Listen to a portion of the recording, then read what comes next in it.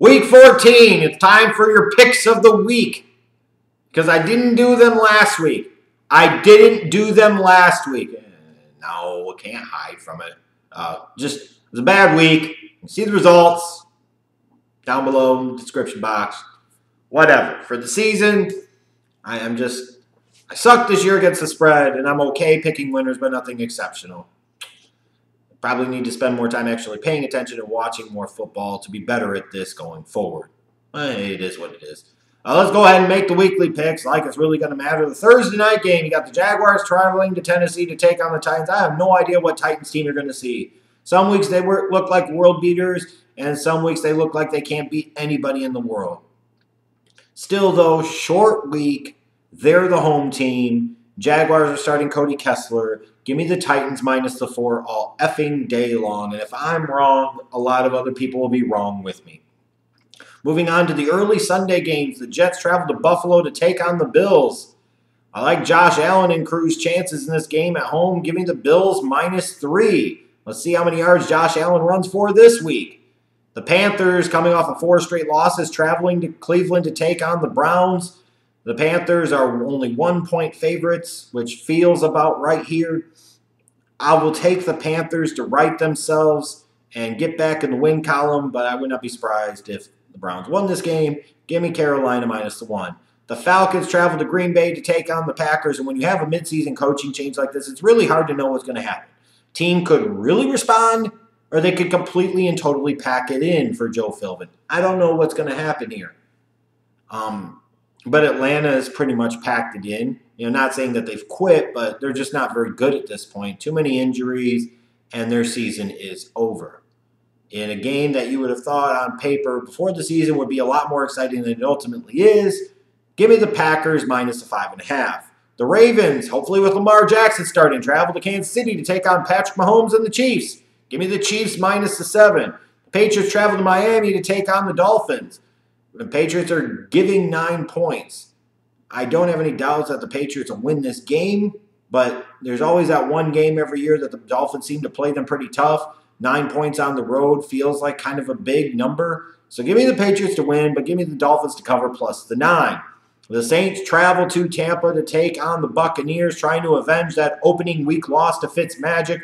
I will take the Saints minus the 9 points here. The Giants travel to Washington to take on Mark Sanchez, for God's sakes, and the Redskins. Yeah, Eli stinks, but we're talking about Mark Sanchez. I feel like the Redskins season is completely over now. Give me the Giants minus the 3. The Colts travel to Houston to take on the Texans. Maybe before last week I would have thought that this matchup would have been a little more interesting, but I will take the Texans minus the 4.5 and winning their 10th game in a row. The late Sunday games. The Bengals travel to Los Angeles to take on the Chargers.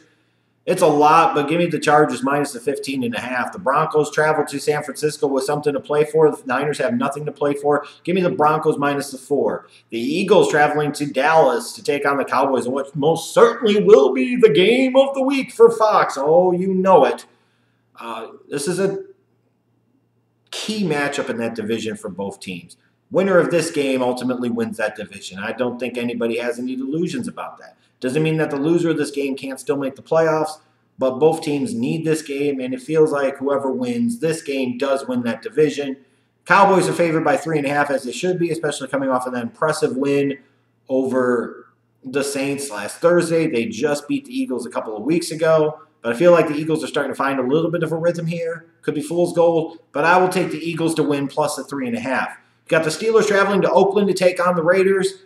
Why the Steelers are getting 12 points after 2 straight losses on the road. Yes, even against the Raiders, as shitty as they are. This is, again, another one of these examples of the Steelers struggle in these types of games against bad teams on the road. They do it every year.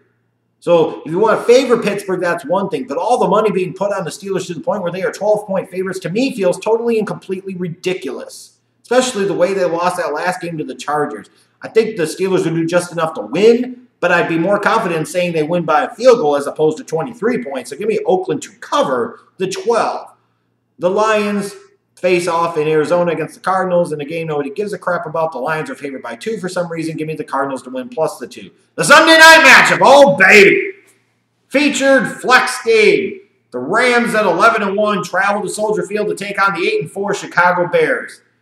This is a huge game for the Chicago Bears, especially since they lost last week to the Giants. This is a chance for the Bears to make a statement in the standalone game in front of a national primetime television audience. They really need to win this game. To beat the Rams in December in Soldier Field with that offense, some of the studs they have on defense, would really do something for the Bears' confidence as you get ready for the home stretch and you get ready for the playoffs. They really need to win this game. I totally understand why the Rams are favored by 3. Frankly, I thought they were going to be favored by a little bit more than that. But the Bears this year have been much better at home as they are, opposed to what they are on the road. I'm not going to pick against them now. Come on, it's a homer pick and you know it, but I've got to go with it. The Bears' defense is better than the Rams. The Bears can run the ball at all. They got a chance. Give me the Bears to win plus the 3. Bear down, bitches! Hope Khalil Mack gets in Jared Goff's shit early and often. And the Monday night matchup, the Vikings travel to Seattle to take on the Seahawks. This is no gimme for the Vikings whatsoever.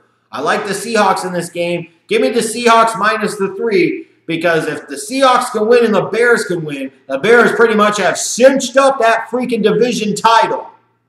But if nothing else, please, Russell Wilson and Pete Carroll, come through.